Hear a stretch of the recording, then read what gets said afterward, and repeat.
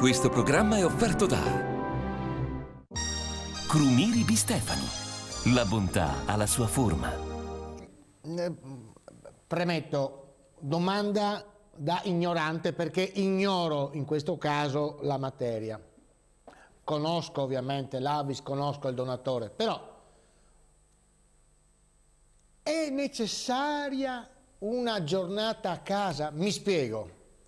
Se l'orario per donare il sangue è dalle 12:30, faccio un'ipotesi, alle 14:30, cioè nello spazio, diciamo, della pausa pranzo o dalle 18 in poi, cioè quando le fabbriche chiudono, no?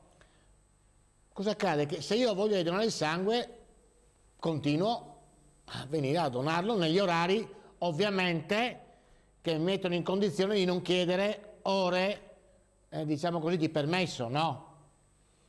Ma la mia domanda è questa: se io vengo a donare il sangue, a parte che sono alto, bello, grosso, non è che devo assolutamente rimanere a casa una giornata per rilassarmi, no, Presidente?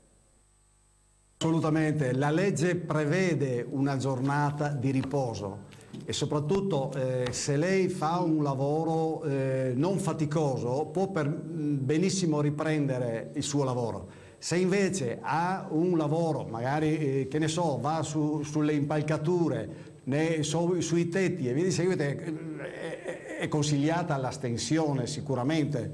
Questo in maniera preventiva, non è che sia veramente necessario, cioè che l'organismo ne risenta talmente tanto da doversi assentare al lavoro. Indubbiamente, se è previsto dalla legge, però uno a un certo momento usufruisce anche del riposo.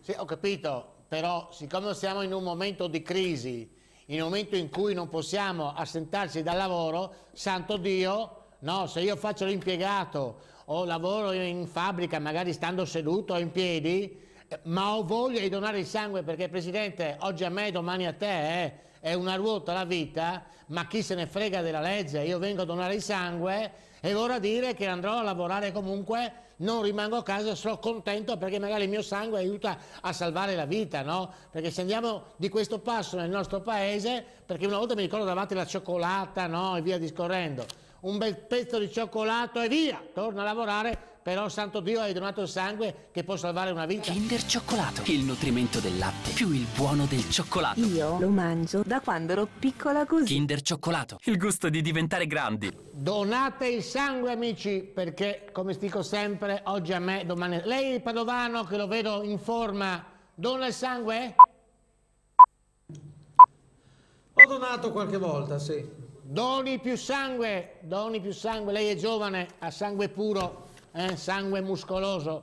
Grazie, proseguiamo il giornale.